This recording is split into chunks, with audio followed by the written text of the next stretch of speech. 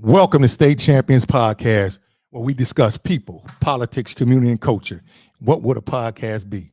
With two great friends, a former coach, a current coach, two high school teammates that won not one, but two Class A state championships back in the late 80s. Be without us discussing sports. I'm your co-captain, Raphael Peterson. To my left and to your right, my brother, my friend, co-captain George T. Ward. How you doing, boy? You know I'm good. How you feeling today? Man, everything going outstanding, G. I'm going to tell you, tonight's show is going to be special. We got our brother, our friend, Dr. Derrick Coleman, superintendent of River Rouge High School, is in the building. School district and he's going to talk about trauma and its effect on the teachers, students, and the athletes. We're going to do a lot of that. But, G, make sure everybody subscribe. Go to State Champions Podcast on YouTube. You got to subscribe to us so we can keep bringing you the great content, G. Because what's this podcast? What's this podcast? Man, it's the podcast for the people. The podcast for the people. That's what it's all about. Hit us on IG at SCP_313 and definitely go on TikTok and follow us as well. G, you know we doing Coach's Corner today, and you know we got to do Parlay Pete's Picks of the Week. That's for sure we doing that. But now I'm going to tell you one thing. But before we get to that, G, we got to make sure that the people, they can call in tonight too. They can call in 313-458-4445. And we got to make sure we got the phone hooked up and everything. We got to make sure we got everything going because I know people going to want to call in. I'm going to double check this. I think we should be good on that. So anyway, you ready for what you're going to do on the Coach's Corner? G, I want to make sure that you know. Man, this I week, know what I'm doing. You're going to talk about the Lions, what they need to do to win out there in L.A. Playing San Diego. It's old school San Diego. Okay. It's San Diego, man. Dan Faust now. I know they same thing, but it's San Diego Chargers. And Chuck Muncie. And then what does Michigan need to do heading into that Penn State game? Okay. And to maintain a winning ways. We'll make sure you got all that together. It's going to be your Coach's Corner. But, hey, Q, before we do all that, can you drop that intro, baby? The champ is here! The champ is here! The champ is here! The champ is here! The champ is here! The champ is here! The champ is here! The champ is here! The champ is here! The champ is here! The champ is here!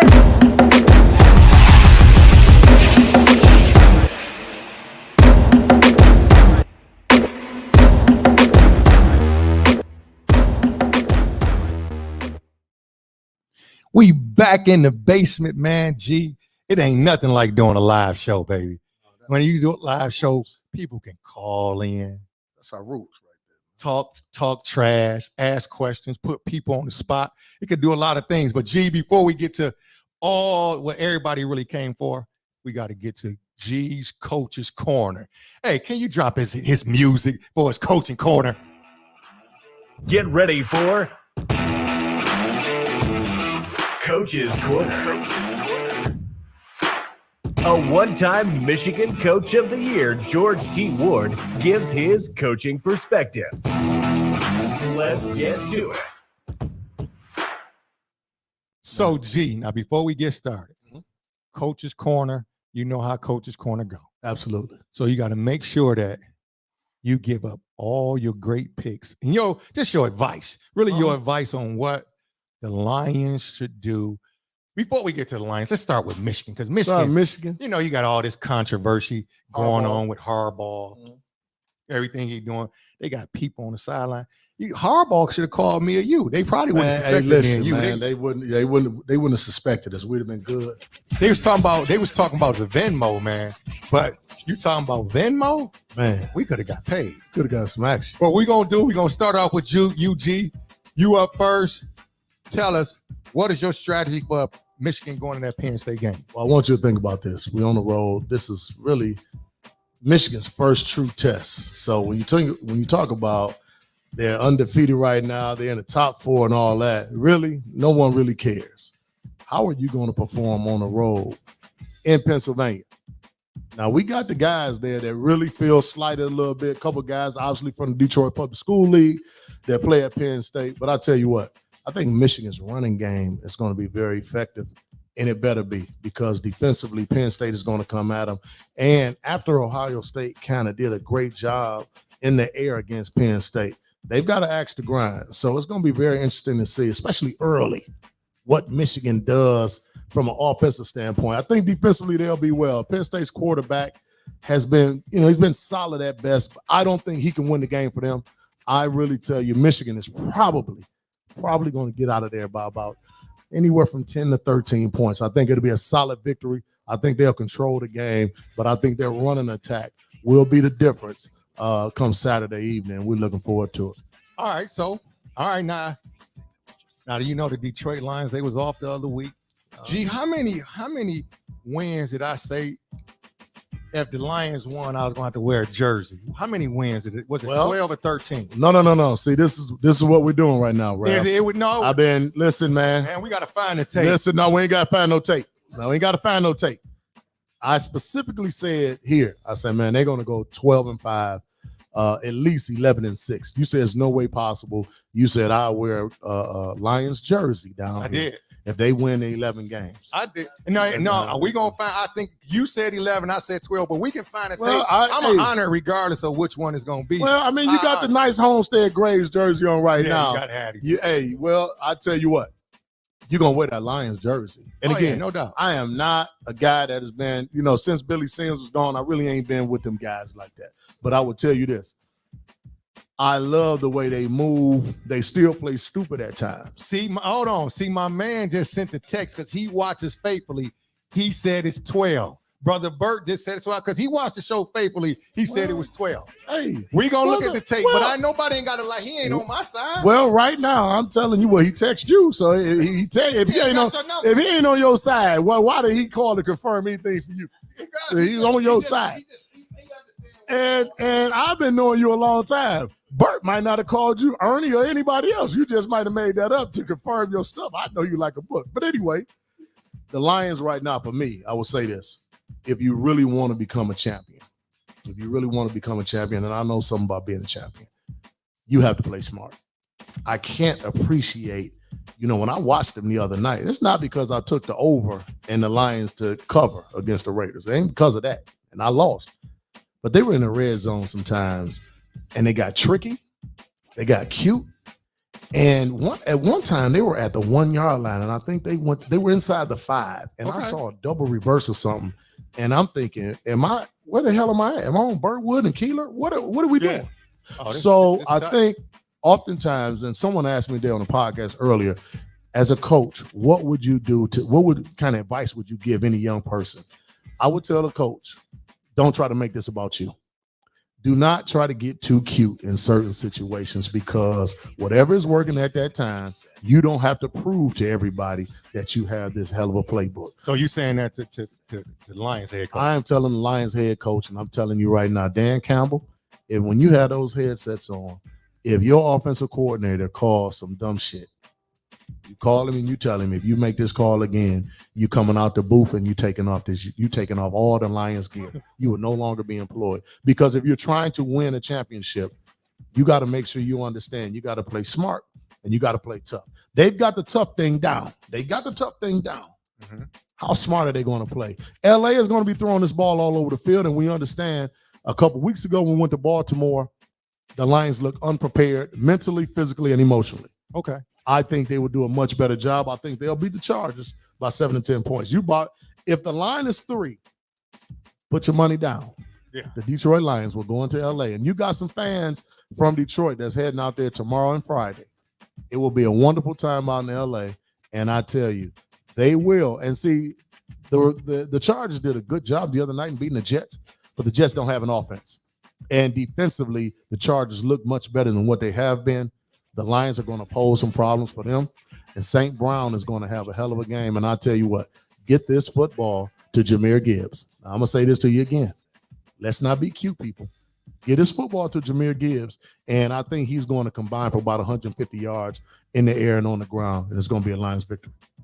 All right, good. All right, so G, so you heard it first from G, the coach's corner. He didn't gave the advice to Dan Campbell. Yep. told Harbaugh what he should do out there in Michigan. Yeah. But now it's time for the money. Oh, for the money. For the money. Pete Parlay Pete. Okay. Picks of the week. Here we go, man. Ladies and gentlemen, it's time for the absolute best unknown handicapper in the country. Best unknown. Best unknown. With Parlay Pete Pick of the Week. Now, listen. Now, I definitely need the camera on one shot because here I go. G, it's time for Parlay Picks of the Week. Yeah, that's what I've where been you waiting can on. win some money. That's what I've been waiting on. I'm going to tell you right now, you got Cleveland at Baltimore. Cleveland at Baltimore, baby. Baltimore is a -6. It's in Baltimore. I'm going to tell you right now, because I do spreads. Mm-hmm. Take Cleveland Browns to Plus the 6. plus the 6. Yes. You don't have to watch the game. I like it. You don't have to watch the game, G. The defense is going to travel. I promise you it's not going to be a high-scoring game. But them guys in Cleveland, they going to come after Lamar and the team. Oh, my And I goodness. say this, that front four Cleveland going to get after them, brother. It's going to get crazy. Ooh. So that's my first pick. So that's going to be your one pick for the parlay. Here's another pick. The Texans at Cincinnati. The young fella is doing a great job at the Texans. He's doing a great job. Oh, my God. But I'm going to Stroud. tell you, he has to go to Cincinnati, and the spread is -6, G. -6.5. Cincinnati a cover. It's going over.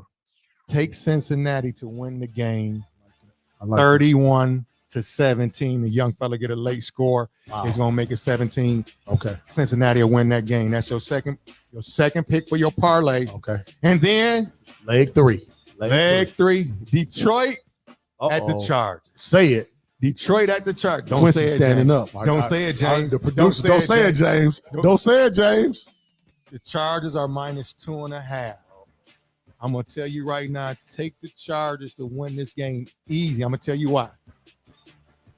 The pass rush. Now y'all gonna see Jared Goff. Y'all gonna think Jared Goff is on skates, man. Jared Goff is gonna be on skates come Sunday. He gonna be in a world of trouble. Y'all gonna get a chance to see what Jared Goff is really about. He gonna throw at least 2 picks, maybe 3. The game won't even be close. I'm giving it to you right now. Wow. Listen to me now. You take the Chargers 2.5 at home. You ain't got to watch the game. Wow. And I'm gonna give you one last as a bonus pick. Leg 4. Leg 4. This gets throw in 14 parlay. Bonus pick is college football. I don't do this too much. Ole Miss at Georgia. Georgia's -11. Take Ole Miss to cover this. Georgia gonna be in danger of losing the game. Remember, I'm telling you. And a bonus is going under 58. It's going under 58. I can tell you that right now. But G, I think it's about time, man. We can end that parlay picks of the week. You can win you some money. Make sure y'all win y'all some money off my picks. Okay. Make sure y'all send us some cash because we could use it because we got to pay people around the building. You know how this go. So, hey, but now we're going to get to why everybody came, G. Why everybody's here. Make sure y'all get to the phone lines, 313-458-4445. 313-458-4445, because our next guest, when you see who's going to be on the screen in a second, after we start to read this bio, he really don't need no bio. No, not in the especially city not of in the Detroit. city of Not Detroit. city In Detroit, but it's Yeah. for people that's out of state, G. Yeah. That's around the country that's watching. Yeah, they know him too. Yeah, not everybody. I know he big time, but they don't know him yet. But when he get done with what he's doing, they gonna know him across the globe. I promise you this. So definitely put up on the screen, my brother, the flyer that we have that's going down. G, read that bio for.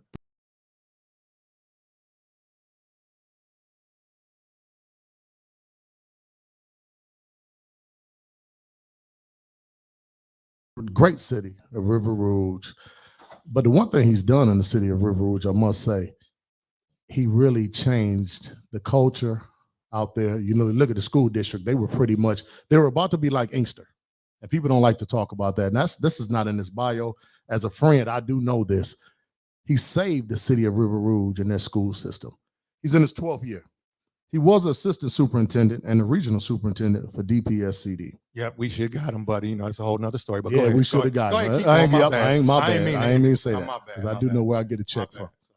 Sorry. But one of the areas of this concentration has been about the trauma and everything that goes on with our children, our people, specializing in the range of emotions and attitudes and behaviors that affect our community in an adverse way. And what he's done out there is pretty much just brought in a team of professionals that has been great. Obviously, Dr. Derrick Coleman, everywhere he's gone, he's been highly successful. He's a Detroit guy. Let's talk about that first. He's a Detroit guy. And what he's been able to do has been incredible. And the people in River Rouge, if you've been out there with them, you understand how much they love him. But the one thing about him is he's the founder also of Liberating Genius. And with that company, with his corporation, he's just trying to make sure that everybody understands not only is this about running the school system and about statistics, as a lot of people are, he's really trying to help the entire community. We got the one and only. You know, when you look at our guest list, yes, this is Dr. Derrick Coleman, the one and only. Thank you for coming aboard, my brother. We appreciate you here. Glad to see you, man. Brother Derrick is in the building, man. Thank you for coming, man. Listen. I'm tired of emailing you trying to get on here. Man, So. you don't stop it. You could playing with us. he could have came on and talked about a lot of different topics a long time ago. But I'm gonna tell y'all, this one tonight, I think is really, really very critical for our people across the. It's not just in Detroit, River Rouge, but I think just across the country. And Absolutely. it will definitely be life changing for those that look at the inside themselves about trauma and how it affects us on a daily basis. Mhm. It will be impactful in all the communities, but especially in Black communities on a grand scale. I believe this will be the new strategy moving forward with the forward thinking, and it will change the landscape of the entire educational system throughout the country. G, I'm telling you, Particularly when I saw this, I saw Brother Derrick on the Bankalay show, and it was just amazing. I heard him talking about trauma-informed care, things that we already know about, G, you and I, of course, because we in the schools, but it was the way that he presented it and the information that he presented. I wish I would have had the video. I couldn't chop it up in time, but he just talked about the trauma-informed care, but he went into some other avenues. And I think, G, for you, Yes. that's still in the coaching, Yes. it's really gonna change the way educators look at students. Okay. Wow. It's gonna change in urban area, but it's also gonna change the way the teachers interact with those students. It's gonna change a lot. And for you, G, with coaches in the inner city, it may be the responding thing that goes on. You know how you have some words with your players, Yep. and it may be a verbal. I call it a verbal altercation. We'll call it that. Verbal lashing. Verbal We lashing. don't want to say altercation. And then, kids, you wonder why they stop responding, and then why they go into a shell or they lash out. Yep. Brother Derrick is here to talk about his plans moving forward, because he got a model and he working on the training, but we can't give all the details there, but he's working on that. But D, tell the people and talk to the people about this this new strategy that you've come up with. And everybody gonna say, well, it's nothing new, but it's just a way you presented it on the Bankalay show. Yeah, well, sincerely, it's an honor to be here. Get the opportunity to speak quite often, but very rarely do you get recognized for this work by your peers in a place where this work can be most impactful. So I thank you. Wow. The reality of it is, so you said something that this should be transformational. It will change the way we view education and helping develop young people. But it is the most difficult work that we can do, because you can't have healthy children without having healthy adults. Wow. And the adults who are responsible for children have this unresolved emotional debt, this childhood trauma that they've carried, or adult trauma. But unresolved trauma is the single biggest factor in why our people aren't successful. Indeed. So you're asking people to be self-reflective, to consider some things that they may have suppressed because it was too painful, to understand their triggers, and all triggers point to is unresolved trauma. So you wonder why a child who may have not done anything to you, but you just have a disdain for something about them that you just don't like. Or when you feel disrespected by young people, why we respond the way that we do. Yes. So we have all of these adults respectfully, and until you do an autopsy of the old you to determine how you become healthier or the new version of yourself, you'll continue to hurt children. Because the reality of it, we take the very best person we can into any space, but are we healthy enough to help these children that need far more than we did? You all are the class of 88, I'm the class of 89. Yeah. And we often hear, and you all hear it all the time, these kids were nothing like we were. Indeed. But the reality of it is we're nothing like the adults were when we came. That's the difference. Absolutely. So we're the grandparents today. I grew up with the sons and daughters of dope fiends, but the dope that I'm speaking about was heroin. But we're all dope fiends because there's something that we're addicted to that provides us pleasure. That's a distraction from all these things that are going on. So whether it be food porn, look on social media. We're on Facebook right now. Everybody posts their food. And the minute you see it, what are you like? That looks good. It's dopamine. It's oxytocin. It's serotonin. It's a pleasure chemical. So we're all dope fiends now, distracted by something. Social media, food, whatever it is that provides us pleasure. Yes. But we're not as stable as the grandparents were when we were growing up, because everybody didn't have phenomenal, financially sound parents. They didn't grow up in two-parent households. So your grandparents were there. And, you know, Ralph and George, both of you, I sent you my dissertation years before. I didn't start out addressing trauma. I started out just wanting to address adverse childhood experiences because I'm trying to figure out how a kid from West Grand Boulevard and Warren, whose mother didn't graduate from high school, whose father didn't graduate from high school, ended up making it out that environment. And here's the crazy part. Some of us want to forget our past. So we talk about trauma. We want to suppress that like it never happened. Man, I took the same penitentiary chances that most people did. There you go. Because the lack of access and opportunity, children rarely become what they haven't seen. Oh, no doubt. So with my dissertation, all I wanted to figure out is what made me special when you don't really feel special in that environment. So how did I make it out? I was introduced to the adverse childhood experiences, the ACEs test. Oh, absolutely. And you looked at that household dysfunction, abuse, violence, community violence, all of those factors that impact a child's development. All I was looking for was answers so that I could figure out how do I become Sojourner Truth and go back and save more people. Save more people. So D, I know, because I know G got a lot of questions, but I think that is really the telltale part of it. But when I watched that, when you was on the show and you were talking, and when you mentioned how can a person that's suffering from trauma help another person that's in trauma, and we're talking about an educator to the student. So when I heard that, I've always known that, but the way you presented it was phenomenal to me. And I just think that a lot of people have to understand. But once you come up with your training and your model and put it all the way out there, I guess my first question will be, do you think that the teachers will receive it and want to face that person in the mirror, that monster, and understand their triggers? I think that educators, for the most part, are inherently benevolent. They want to do the right thing. Okay. But the question is, are they healthy enough to do it? Wow. And so we talk to kids, we talk to people all the time about their diets, right? Yes. And not shaming anybody, but I'm not talking about just what you ate. It's your conversations. Absolutely. It's those influences around you. Everything that you consume is part of your diet.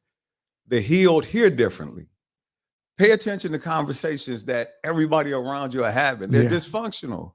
Oh, yeah. The worst place to talk to people and the most enjoyable is the barbershop. Yeah. The barbershop is full of people with doctorates. Yeah.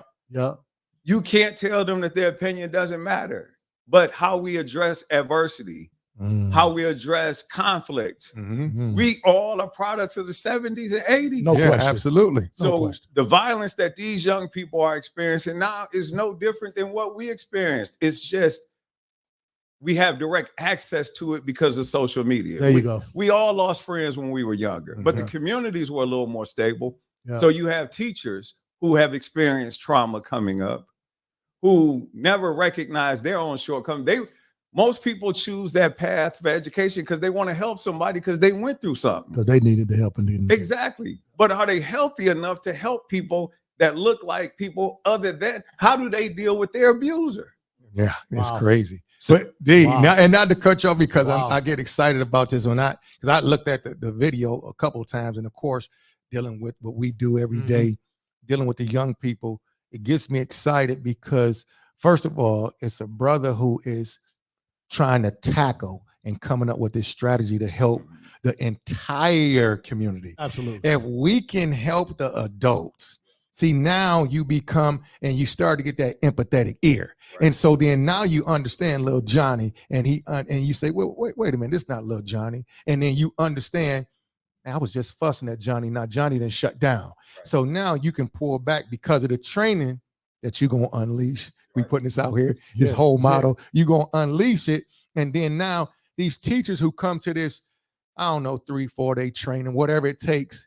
Now they start to understand little Johnny a lot better. And it's little Johnny, let me talk to you. Now, when little Johnny has this outburst, they understand. So Q, I want you to put up those pictures. And this is one of the things that we did this on the flyer and did this on our post.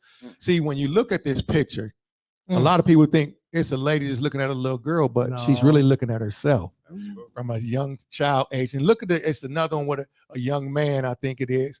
Same concept. When you look at that, he's looking at himself as a young person, pretty much the mirror, and trying to figure it out. But a lot of people may have missed that and didn't understand that's that person looking at themselves. And I think you're going to help the entire community out. Once it's rolled out, G, it's going to be crazy, G, but I know you got something. Go ahead. Well, I think, when you obviously us knowing Derrick and going to River Rouge functions, games and everything, the family atmosphere, he hasn't reinvented the wheel, but what he's done is said, this is about relationships. I want you to talk about the powerful men. Was that just by coincidence or what? But when you go out to River Rouge High School, you go out to the middle schools, you go out to Sabbath, everything you go to out there, Visker, Jefferson, Schaefer, you see powerful brothers. Talk about how that's impacted our young people. Can I get, before we get to that, we got to toast to that because I was going to go to the brothers. Come on, man. And it's not coincidental that he got all brothers out there helping him out and trying to put this thing together. But go ahead and answer, man. You go out there and you see it, but not only do you see it, you feel it. So I don't think it's an accident that the violence is down. I don't think it's an accident that school system, and people don't want to talk about it because if you talk about it, you got to give DC credit.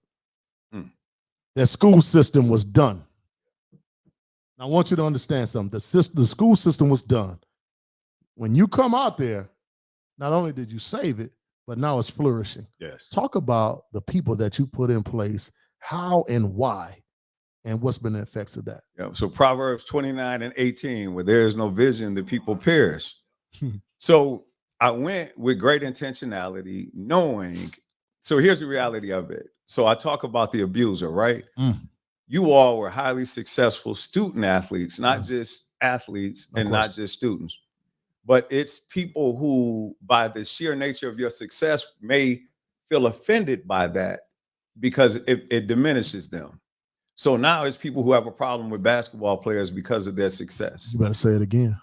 Though you've done nothing but walked in purpose or were able to actualize the gifts that, were given to you to turn that into a skill set that allows you to move from where you were going.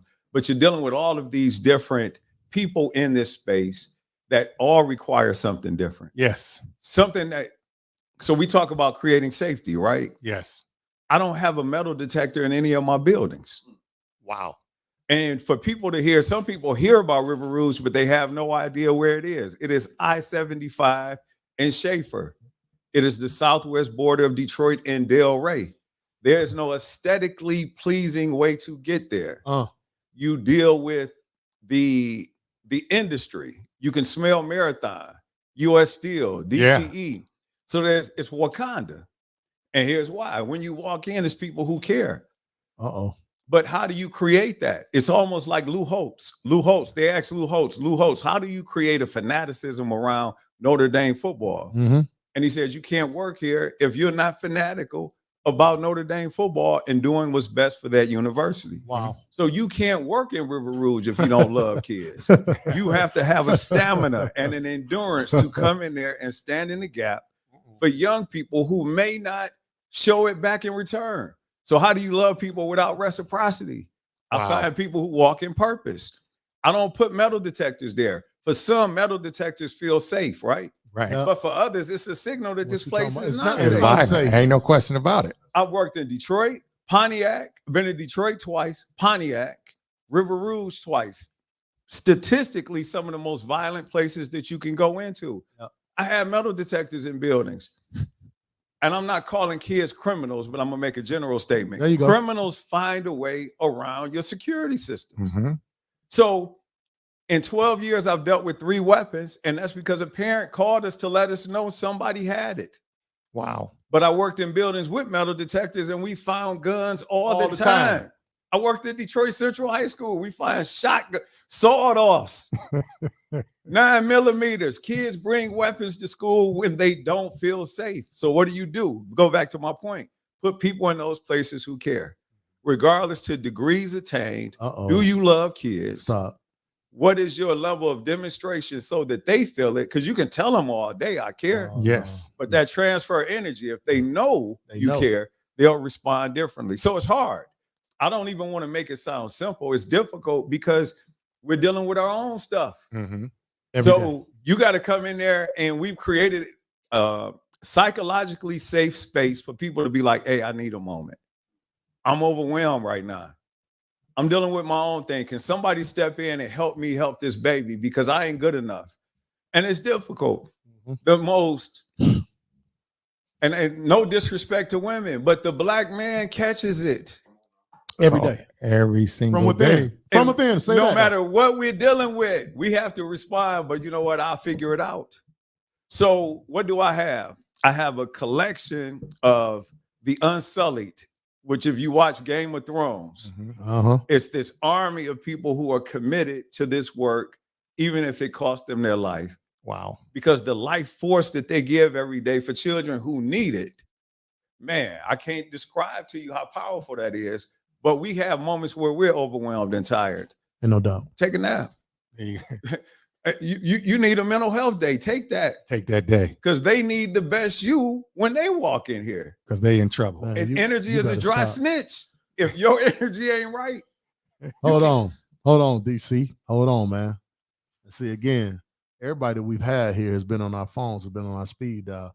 Nobody can tell me there's a better podcast, but it's a whole nother statement. I need you to go with that again, because you just spit a bar out on me real quick. You ever that tra- energy is a dry snitch. energy is a dry snitch. I need you to elaborate. I'm a lyrical guy.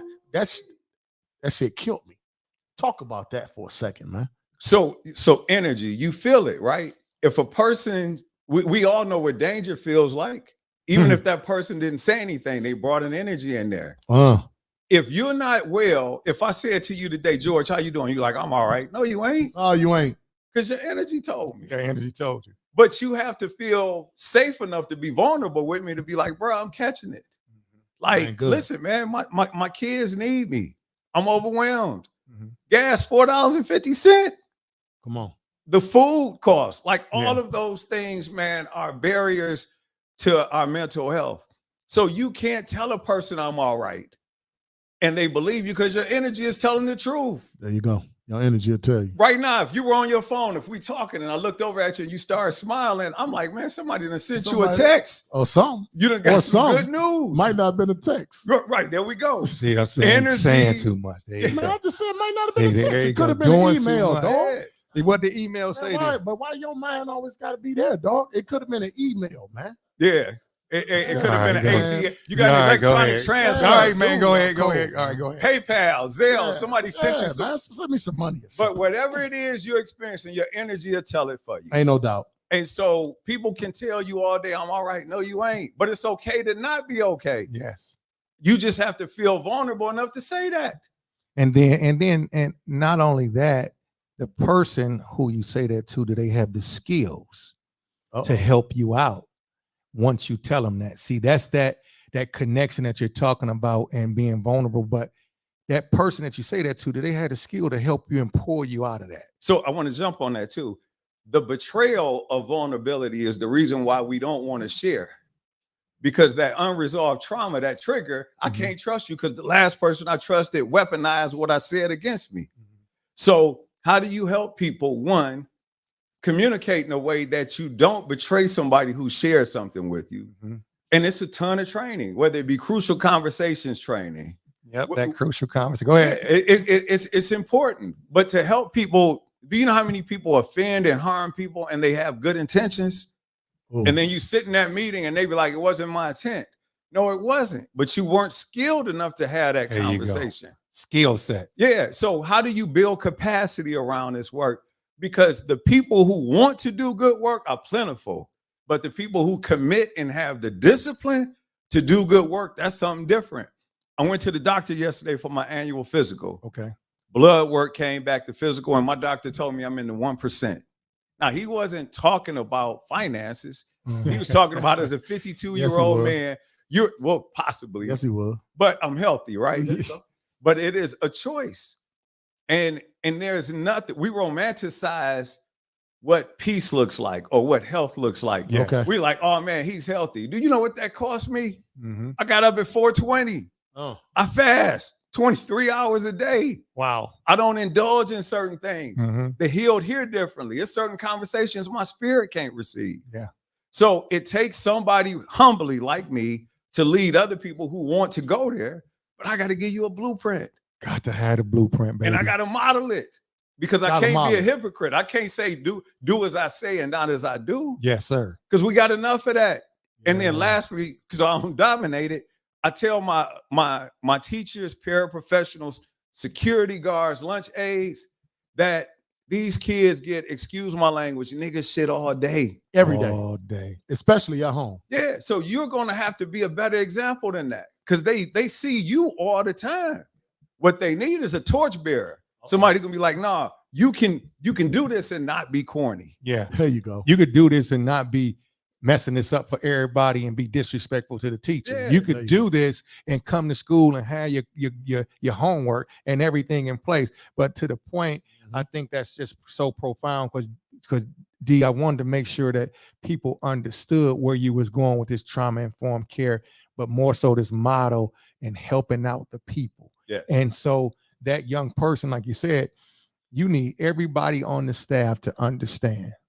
This kid gets this ninja stuff every single day. Correct. So then therefore they need to get the best you and they need to be skilled and trained. Yeah. Man, how long is it going to take us to figure this out?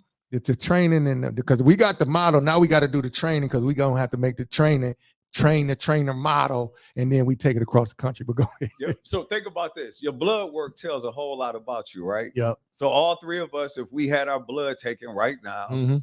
depending on where we are with cholesterol, our PSA or whatever, it's going to be different. Yes. So each person is going to have, while there's a system that says, here's how we operate, your training may be less than mine because you're already there with certain things. Yes. We have a model that requires you to move succinctly this way. It's a communication chain. So first hour, you should have advisory. That's when the student walks in, every staff person in the district has to greet kids with an enthusiasm unknown to mankind. Especially unknown to them. It's guess what? unknown to the Black community. Especially unknown to them. I go on my bus routes, and it ain't no secret. 60% of my students come from the city. But look at the bus stop. It's 50,000 stray dogs in the city of Detroit.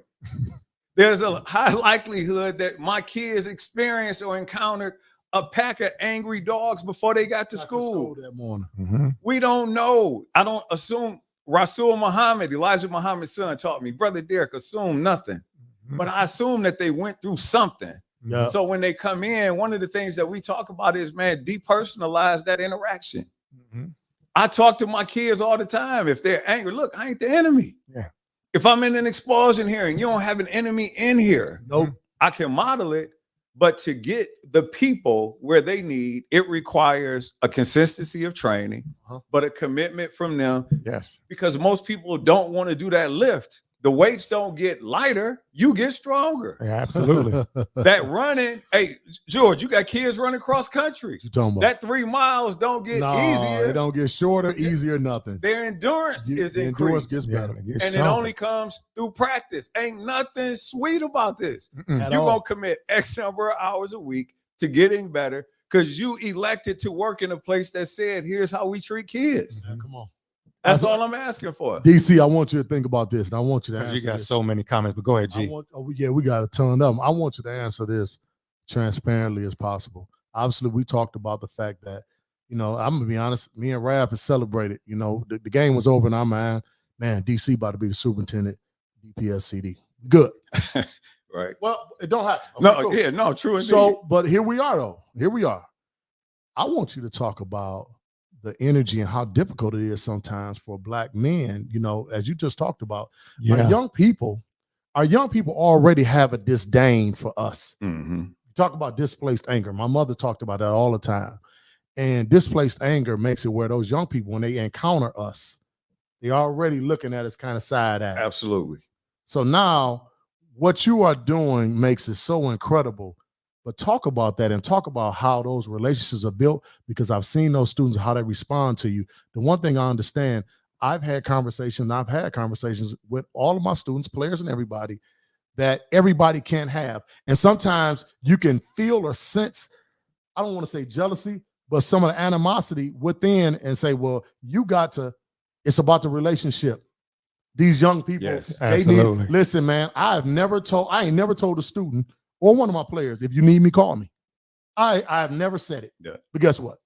When they need me, guess what the hell they do? They call me. Right. I want you to talk about how big it is for these young Black boys. You sitting here. Yes. There's 5 Black men in this basement.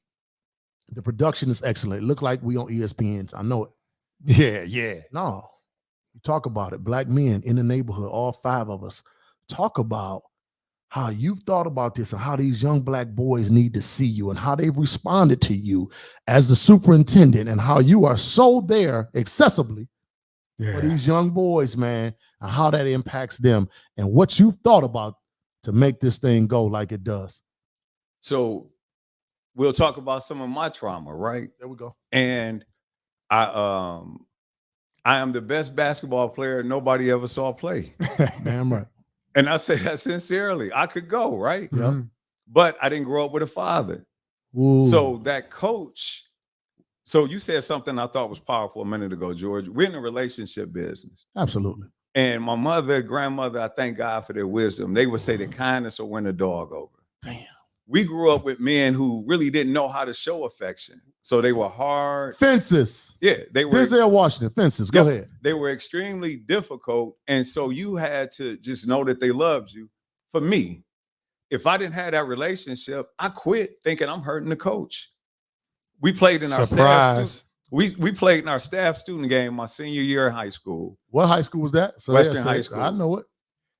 But I lived between Northwestern and Murray Wright. Sure did. Product of the 70s integration of Detroit Public Schools, which was a blessing. But Keith Johnson, who used to be president of the DFT, was a social studies teacher in my building. Okay. And I killed the staff. And I remember at the end of it, everybody was like, oh, I didn't know you could play. Because I also had my ankle broke 9th grade and 12th grade. Okay. And then I quit 10th and 11th because I didn't like the coach. Okay. But I'm thinking I'm hurting him. Nope. Then I'm going to go back my 12th grade year and I'm going to play. And I break my ankle at Thanksgiving break. So didn't get to play. So staff student game, I go to work. And I'll never forget, it felt like the whole gym, they were like, oh, man. Because the teachers didn't know, but everybody in the hood knew. Yeah, they knew. And Keith Johnson walked up to me and he said, man, I didn't know you could play like that. How come you wasn't on the team? Exactly. And I promised to God, it was like the gym got dark and it was just a light on me. And the embarrassment, the shame, all of my bad decisions, because in my mind, I'll walk on in college. When you're young, you're gonna coach yourself as well as you can. That self-talk, which ain't too well. Exactly, because what can a 14-year-old, what kind of advice can a 14-year-old give another 14-year-old that's filled with wisdom? So I don't play, then don't go to college right away. I ain't start college till I was 20. Wow. I went to Cass Tech in 9th grade. Didn't get the 1 year I don't get school clothes was the year I got to go to Cass. Can't happen. No, it can't happen. Can't so happen. we wearing Levi's and they tucked up under. You washing them enough, I got that year line. So I go back to school in the fall. I'm like, man, I can't go to Cass with this. No, not like this. So I say all that to say I had this, and then I'm from West Grand Boulevard in Warren with the sons and daughters of dope fiends. You got an edge on you. So I said that, man, I grew up with some incredibly gifted, resilient young men who did not have the home training or the counsel to make better decisions. Okay. So the one place that we all went for sure was into somebody's school. Now I stay 3 miles from Western.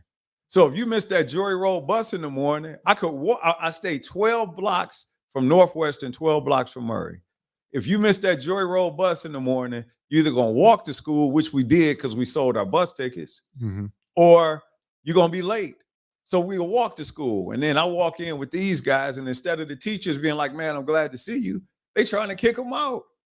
And I'm like, man, do you realize what it took for us to get here? What it took for you to get there. So I'm saying all that to say I grew up with these girls who I thought everybody from Northwest Detroit was rich.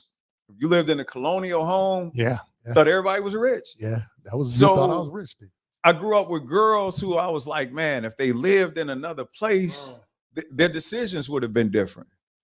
So because they would have had access to something different. So just long story short, I only created a place, man, where people who I grew up with would have found success, and knowing that if that applies to that group, there's a universal appeal because it will apply because everybody had kids like us in their neighborhoods. Yes. We just didn't have access to know that. I'm from a part of Detroit where people like you from Southwest Detroit. No, I'm from West Grand. I'm from down the street from from Northwestern. That ain't Southwest Detroit. Not at all. Right. But people ain't nobody coming over there. That's the part of the hood that your family may have come from. They ain't coming But y'all ain't going back. Yeah, y'all ain't going back over there. So unless your grandmom over there, y'all don't know us. Unless grandma Yeah. there, it ain't happening. So let's read. Got a comment. Somebody is petty. Establish. Dawn She That's our said girl, petty. Dawn Cooley High School. Well, she got. Hey, she Dawn. should have put Dawn Petty. No, I you petty. got- She ain't trying to put all her stuff on. Shout the out to court. Don Petty. Yeah. Dawn We used to Petty. work- That's DC. we used to work at Carver Elementary Come School. on, petty. You confusing me right now. You ain't confused me, sis. What's up, sis? Establishing rapport has been my greatest asset as a teacher. Students deserve a champion. I thank them at the end of my classes. I hear so many good things about. I just saw a comment on Facebook just yesterday, I think it was, and she was telling the kids to have a great day. But to the point is having that rapport with the kids, and the kids need a champion. Thank you for that comment. I want to say this Petty. about Dawn. Go ahead. So I did my student teaching at Carver. She's a relatively young teacher. At that time. She was phenomenal at relationship building. No doubt. So you see models. So that's what I wanted to talk about. We're in the relationship business. Listen, And man. even if you, again, we romanticize how this is going to look. You're going to have a problem with your own kids. But if you Yeah. love them, there's going to be some grace that you're going to provide and correction, and y'all Yes. to get it right. Yes. She was ideal, an ideal example of what it looks like, where if there's some conflict, I'm going to come right back and we're going to restore that relationship because I care about you. That's what it's all about. I think I taught Dawn that when we was in the 10th grade. But I want you to think about this. Though. She a Cooley High girl, man. Okay. She had to be brilliant. On the signature of my email, one of my emails, it says, you can't have anything without discipline, Fact. but you can't have discipline without relationships. Facts. Now, those are my words. Yeah. And I thought about it, and the more and more I see people, and I see so many teachers kicking kids out of the classroom, and we all know it's typically the same instructors. Yeah. And I've gone to the instructor and I try to tell them, like, well, you need some training. I think the hardest part about this, and Ralph is always big on trainings and things of that nature, but I think the hardest part about that training, somewhat it has to be innate. And it has to be a feel, because you have to understand when these young people, I see young people in these schools are trying to come up with rules. They can't, if they ain't in here by 8:15, they ain't getting in the door until the say, hey man, These young people are getting to school any way they can. You don't know what they went through last night. Understand what this person has caught 2-3 buses in the morning. I had one young fellow, man, I was almost in tears, man. He said, Coach, man, he looked at me. He said, Coach, I get to the bus stop at 6:15 every morning. And he said, man, I can't even get on the second bus till about 7:45. Mm-hmm. I told the young fellow, I said, man, look here, you text me. I'm gonna get you in the door. No, I don't care what nobody think. The one thing that I do know is when this young fella is 25, 30 years old, when he's 35 years old and he has a son, if he see me somewhere or somebody mention my name, if I'm dead, There you go. Young fella say, man, my man looked out for me. Think about an institution that would institute policy or practice that says you can't get in after a certain time without a conversation to understand why they're late. Or somebody that would enforce it. There you go. That is part of what a trauma-informed school looks like. It seeks first to understand. Yep. And it has systems. But the most important system is their belief system. Mm-hmm. When that child, we do something called diagnostic audits where we go into each building and do an audit of teaching and learning systems and operations. And I'll never forget, there was one student who would come late to a middle school. Mm-hmm. And rather than the teacher try to show off, which is what happens at times. Oh, yeah. Because they take a posture that's combative. She said, sweetheart, I'm so glad you're here. Ooh. She said, sit down, I'll get to you, they can help you. And the young lady was about 45 minutes late. She said, sweetheart, I'm so glad you made it. Oh, man. That became a common practice in my district. Now, here's the crazy part. You would think everybody would say, that's a great move. No. But what you're dealing with in many of these instances is the ego. Because once the ego feels threatened, it has to show superiority. It has to use power. I seek authority over power. Power has its limits. Yeah. Authority is willing submission. So people will be like, well, they listen to you because you're the superintendent. They don't respect the police. Right. Oh, man. Here's what they respect: how I treat them. So you did it not because I'm the superintendent, because we have a relationship and I asked you to. Mm-hmm. And people will be like, well, I don't give kids money. And I'll be like, man, if I got it, what? why would I Come not? on. This is crazy. Yeah. In an environment in the inner city where, and these young people, it's the crazy part. When they know that you love them, man, you know how many students come up and say, Coach, man, I'm hungry. You better not say nothing about Mr. Ward. That's my guy. And listen, man, it is what it is. And I try to tell people, you can make life a lot easier. Q, put what Shatina said up there again. This is the crazy thing about it. Shatina Jones said a young person's experience in the classroom can make or break their academic trajectory. This is a great discussion on creating a cohesive learning environment. Shatina, I try to tell everybody, Queen, me and Raph came up with this thing because we try to provide solutions for our people. The one thing about it, if we showed naked pictures, more people will watch it. I understand. Yeah. And we was doing a lot of cussing and fussing. If we did a lot of cussing and fussing. If we show some guns on here, this is the saddest part about this, and I'm gonna go for about 15 seconds. The saddest part about it is this: we have some distinguished gentlemen and women that have come on here to try to aid our community.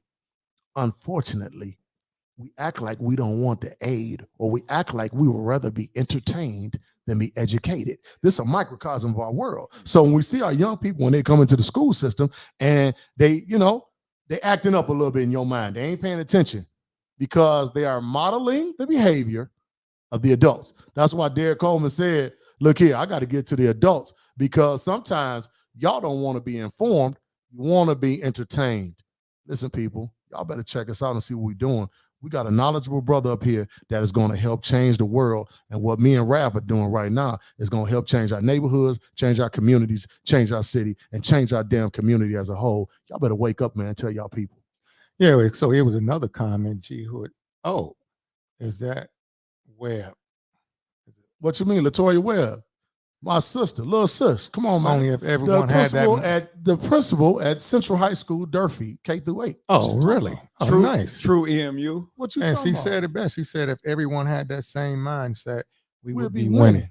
But it's that's what it is. It's having that mindset. But I think G, you was going to this, and Derrick, you talked about this as well. It's just people being able to say, you know what? Maybe I can learn something from somebody else. That ego is a bad boy. So now that authoritative figure has to jump out when a kid comes in class versus saying, hey, I'm glad you made it. Mhm. I'm glad that you're here Man, today. I'm so happy to see you. I'm so happy to see you. You know how well that'll make a kid feel. Ralph, they probably ain't never heard that. They've never heard it before. They ain't So never heard that. if we can get that, so I guess that'll be part of your training, because that's one of those things, is training the actual teachers. But now let's move into the young people. I think we can go into, you want to go into the coaching aspect of it. How does trauma affect players? D, from your lens, you know, talk you about it, said you, so and as D said, he was nice in basketball, and they wanted to know why he ain't playing on the team. So MacArthur Phoenix was there. He was good before you was that good at Western. Go ahead. Me and Mac was there together. I know you was there. And if it was a Hall of Fame for student teacher game, you going to the Hall of Fame first ballot too, though. First ballot. Listen, Number Streets Hall of Fame. My jersey up. Streets, ain't no question. My jersey is up. So listen.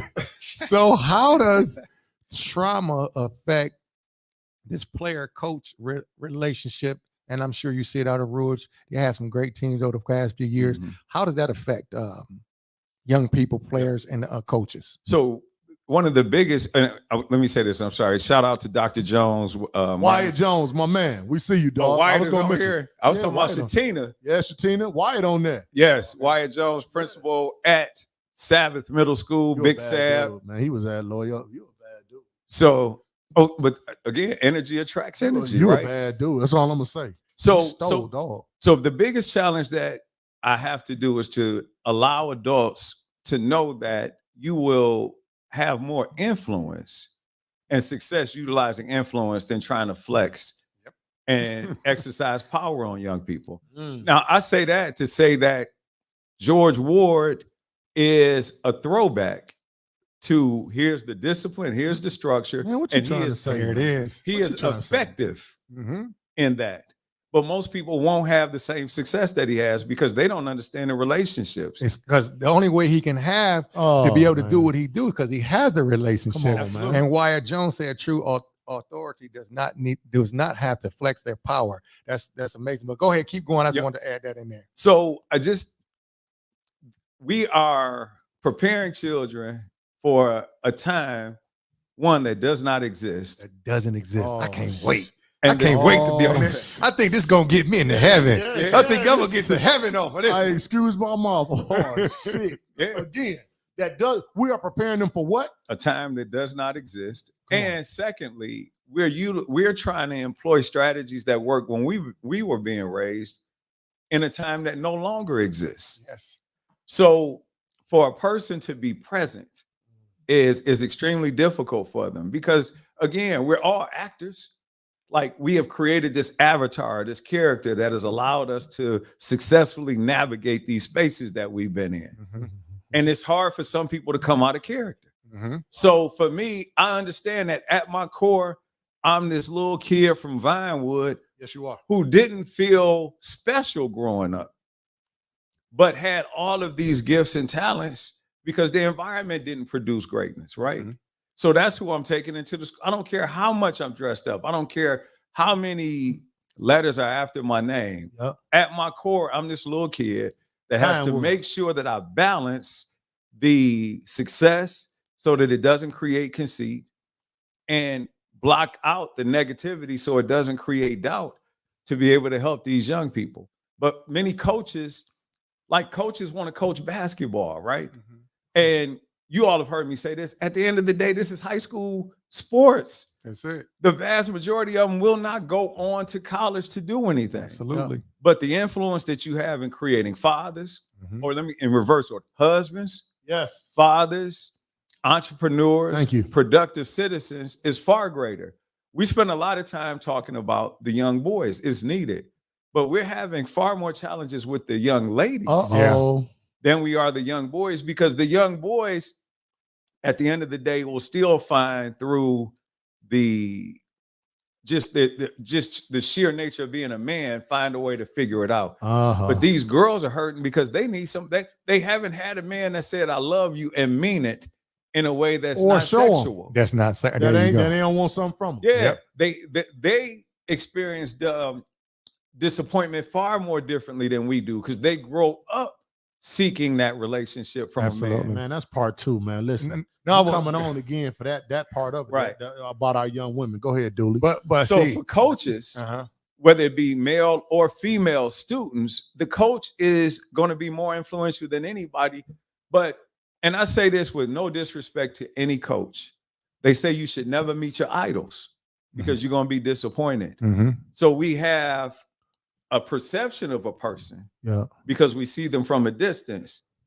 But then once you get to know that person intimately, You like, you're like, I don't know uh-oh. if I want you in front of kids. yeah. No, you're not the At person all. for this. Yeah. At But all. D, I'm going back to the show that you Yeah, was on, dude. and you talked about, and you was going into this about the faces and how people hide.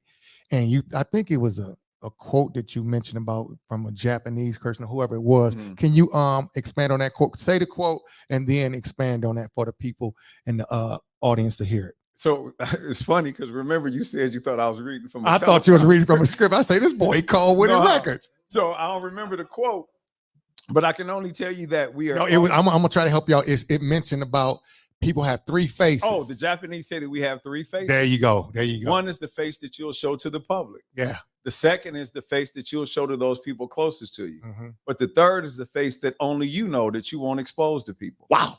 Now that right there, when you said it, I said I got to rewind this one. I got to rewind this one because I'm telling you, when you start to look at kids and people, just skip kids, adults, because the picture that we showed Right. Yes. is a man looking at himself as a Looking at young himself. person. And that third part of it is the face that nobody else will ever see. That's the person, that's the ego as well. That's the ego. That's the person that you are constantly trying to protect. You might not even think somebody is going to like that person, Mm-hmm. or that person has been hurt before, so I can't bring him out. Mm-hmm. So for me, I'm really transparent. And so when people say, well, who are you? I've showed you who I am. Mhm. I am consistently this person because I'm that little boy who grew up where my first new car came when I was 29. We didn't even consistently have cars growing up. Mm-hmm. So I've never forgotten who I am. So I didn't need to put on something to mask who I was. Yeah. I brought that person with me and then said, I'm going to save kids that look like me, or John, Dwight, Buki, Mm-hmm. and all these other people. But most folks can't do that. Here's why. They're not confident enough in themselves Absolutely. to be that transparent. Mhm. That's another And you one. can't say I'm not good enough, right? So whenever that teacher who consistently sends kids out, it's the kids' fault. But it's an Ashanti proverb. He who cannot dance will say that the drum is bad. There you go. So they're going to keep blaming the drum.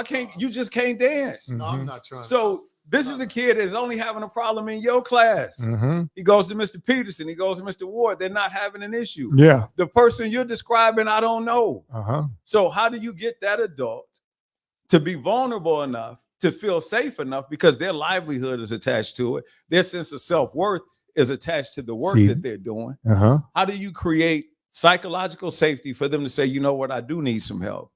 That's going to be that training. See, that's that training that I think, and I'm telling you, D, when I think about that, what you're saying, that has to be one of the core trainings for the adults.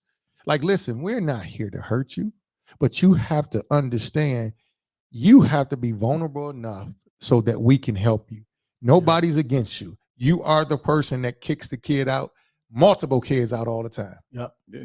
How come is everybody else? See, you coaching the team Yeah. and you lose. You can't be mad about the results Mhm. that y'all not winning. So you got to look at that and say, well, maybe it's me as the coach. Gotta be something. It gotta be me. I'm so glad you said it. So even when you talk about me as the coach, this work requires leadership that's able to create that. So I'm thankful for Wyatt Jones, you know, who Yeah.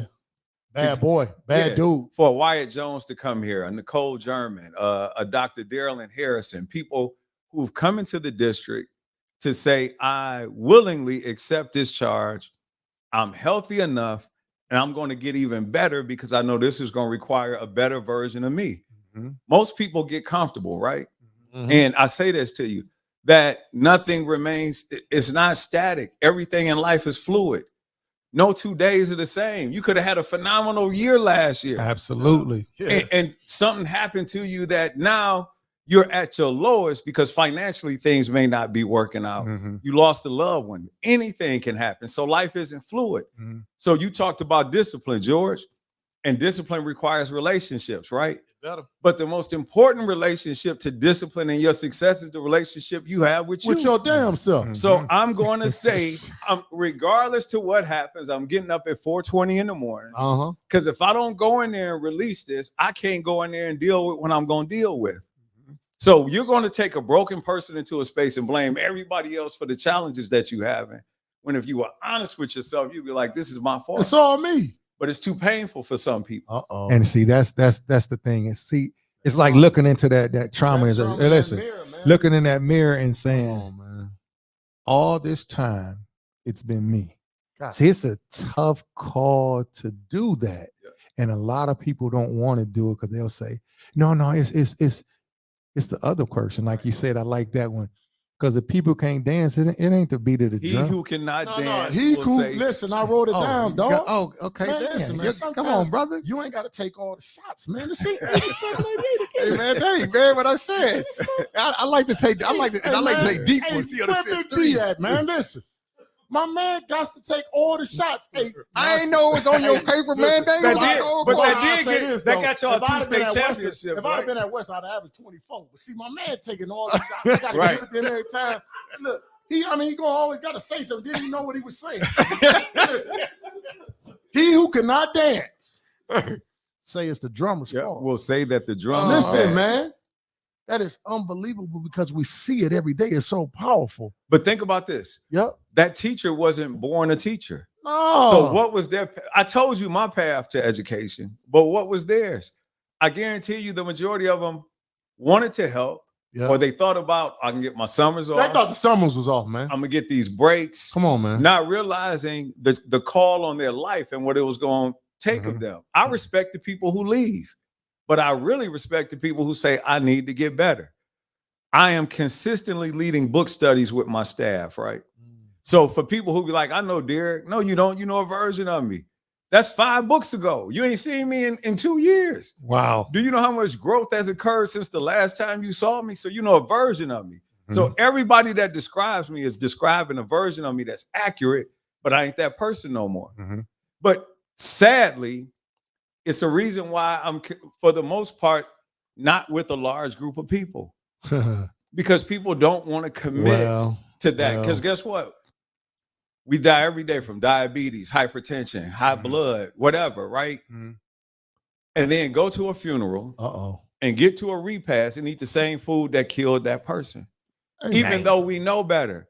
So there's a disconnect between knowing what you should be doing and having the discipline to do it. Actually do it. None of this information that I'm presenting is hidden, right? It's not these esoteric scrolls that nobody got to see. Esoteric. That's not what it is. The information is out there. I walk in purpose. And people are like, oh, I'm passionate. Passion is an emotion. Man, I've been married before. Respectfully, I was madly in love with my wife. It ended in divorce. But I can't divorce this work. Yeah. We don't live Me that. being there with my children, I can't divorce them. They're part of my purpose, but not just my biological. These kids who I'm entrusted to take care of. So you're gonna see my team change, right? We're the Temptations. But I'm Otis. Dang. And you getting rid of the rough, though, because rough keep coming. Yeah, because Don't it ain't get rid of about Ruff. David. Yeah, It's man. about the David right brand. there. It's about River Rouge. Here's the work that we gonna do. That's right. So for a season, you were great. But right now, I need somebody ain't else. nothing changed. So that's the only way it improves. It's the hunt of the buffalo, right? When you pick off the slower of the pack, it improves the fitness and speed of the rest of them.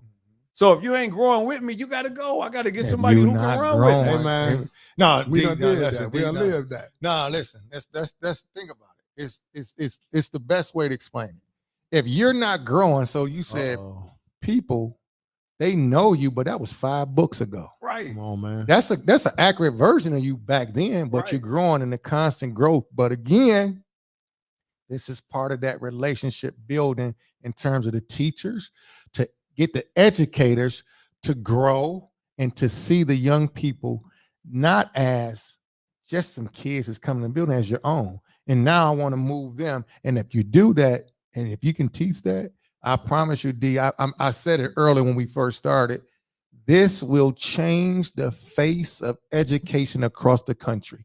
And when I remember I called you, I said, D, this is crazy. Yes. I said, you got the golden ticket in terms of this, because a lot of people talk about it. A lot of people done said it a lot of different ways, but the way you're presenting it, I'm sure if you put it together like it should be, it's going to change the face of education. And then we are going to be successful as a culture of people. Yep. And that's what we need. Absolutely. Yep. If we Absolutely. can get people to commit to self-improvement, though, because Yes. again, You gotta this look at work yourself. requires healthy people. And I can talk about systems all day, but it all starts No. with a belief system. That's the Yeah. most important system. There you go. They have to believe that they have to be better in order to meet kids where they are. Man, look, these kids are not like we were. They are less respectful, right? Mhm. Well, the adults, you said it earlier, and I'll tell everybody, man, before we get out of here, we over an hour. and some Yeah, change. yeah. But I want you to think about this. And people talk about the fruit all the time, and they say now the fruit is bad. And I always tell them, like, Okay. number one, I've never worked as an adult. I don't know if I've really worked a day in my life, because Right. I really don't have these type of problems with these young people. I just don't. If the fruit is all bad, stupid, it's the tree. That's right. It's the tree. And we have to look at ourselves and say, what are we doing to make it where the fruit is bad? But that is the hardest thing to do, Mhm. is to look at yourself introspectively and retrospectively and realize how you can help and improve. But the comfortability or the lack thereof with yourself impacts these young people every single solitary day. We got to do a better job of it. I appreciate it. And think about this. So let's say the fruit is bad, or we have well water that's bad. Oh, Mhm. And as a result of the well water, children have diarrhea or there's some Yep. sickness. We can continue to treat them for the diarrhea, or we can go and change that well water. exactly. You're a bad boy. We can change the environment Yep. to make sure that that tree is healthy and getting the nutrients that it There you needs. go. And that's what a trauma-informed system says, but it There you go. requires a gardener. There It you go. requires somebody who understands that I got to make sure this water stays healthy. And you got to keep doing it, keep having the training, keep it going, and having the people to come back and forth to continue to get that training, to continue to grow, Yeah. and to say, dang, where I was at last year, I'm in a different space, and look at the change in my kids and my students. I promise you, D, I'm going to say it and I'm going to say it again. Yep. This is the absolute best approach and strategy that I've heard in a long time. Correct. And I promise you, now it has to be built out with that training model. So then that it could be delivered across the country. It's going to take a while, but I think we can get it done in probably like about 6 months if we really work at it. Absolutely. Because what it's going to do is it's a system, right? Yep. Yeah, indeed. And I can show, and because I have it, I'm putting the modules together, because that's what liberating genius is. I fly all over the country and I'm doing this work, but it is me, because part of it is, and I didn't want to talk about it for years. I know. Because respectfully, I feel like, man, in this environment, a landscape that we in, people do a great job of copying what I'm doing. But no, But so when you called me, I said, you know what, I'm gonna do it. there you go. Because it's bigger than me trying to have well, let me say this, because I do a cabinet, which is leadership development. Wyatt Jones will be a superintendent soon. Okay. Daryl and Harrison, people in my cabinet, Dr. Latoya Revelle, they'll be superintendents if they choose to. But those are people who I trust with this. But you get people who will counterfeit your work, and then they're trying to sell it, and it's no longer effective. And then what happens? People will dismiss what you're doing. So I appreciate this opportunity, this platform, to come on here and say, here's what we do. Doesn't matter if I'm doing it, but man, to create an army of people who are believers, who are committed to making life better for kids. This is God's work. I don't go to church. This is my church. Yeah, absolutely. Whoa, So whoa. this is God's work. And I say, I used to tell the pastors this in Detroit. I have people who don't believe in God. Mhm. The people who come to church on Sunday go because they made a conscious decision. I get to save the life and the soul of somebody who doesn't believe, because they've not had any blessings Yeah. that they're conscious of. So to show them another way, it requires people like us. So that's when Yeah. I say I walk in purpose. There you go. Man, D, you got so many comments out here, people Yeah. thanking you. talking about they signing up for the class. But we got to get out here because we'll be here all night talking. We always, doubt when we about had it. great guests on with great information. Yes, Gee, sir. what's this podcast? What is it for? Man, come on, man. It's the podcast for and of the damn people. Man, D, we appreciate you coming in the building. You know we're going to have you back No, we because gotta have you when we back, start man. to roll this whole thing out, we gonna do it in some Yeah. different places, and we're going to roll this whole thing. I said we because I told him, I said, Hey, D, man, no, listen, you don't, can you shut up? listen, man. You done- My man, so Damn, this is what man. I said. I said, D, you got the I know he's gold. gonna try to ice me No, out too. listen, no, this what I said, D, you got the golden thing. He said, Yeah. no, we got the golden thing. And I appreciate that. There's D. He the was like, nah, he was no, but he was cold. Cause I'm telling him, he said he wasn't gonna do it if it wasn't me. So I'm in on this too. Everywhere he said he was just chilling. He just said Hey, that. But man, we done had 2 instances already, man. Man, solo artist Bobby Brown in the building. He's gonna close us out, man. Listen. Bobby Brown gonna close David us Ruffin. out. David Ruffin gonna close us out, man. Hey, man. Lionel Rich, Mike- Commodore, Mike the J. Commodores. We had another record. Man, get out of here. Hey man, we appreciate you though, man. We appreciate everybody Man, love. tuning in. Appreciate man. y'all. Yes. Make sure y'all go subscribe to State Hey, y'all Champion educators, We Podcast. appreciate y'all tuning in. Y'all did a great job tonight. We appreciate the love. DC, you're a bad dude. We looking for the party in a month though. There it Yeah. is, December Oh, yeah. 15th. Oh yeah, that is right. Yeah. I forgot all about the Cardi. Cardi, crazy. Posted the picture, man. Oh, we should have posted a picture from the party. Cardi Right. is always good. Right. Hey man, listen. Subscribe to State Champions Podcast Come on, on man. YouTube, Instagram. IG. We need y'all people to Hit the follow like and button. like, subscribe, do all that stuff. We're gonna bring on better and better guests each time. I don't know if they can get I better don't than know if they DC. can get no better than what we got. Oh, man, Yeah, I appreciate nah, that. 'cause, I yeah. want everybody to list. Everybody got a podcast. Y'all list y'all guests for the last 2 years. No, see, you trying to show people don't do that, No, I'm man. just saying, Nah, just don't do listen to that, where G. the list are. Nah, we ain't got to do that. We listen, my man say you got to be humble, man. Humble? You know what I'm saying? You trying to show people up, man. Hey, Q, can you drop that outro, man? We out of here, people. The champ is here. The champ is here. The champ is here.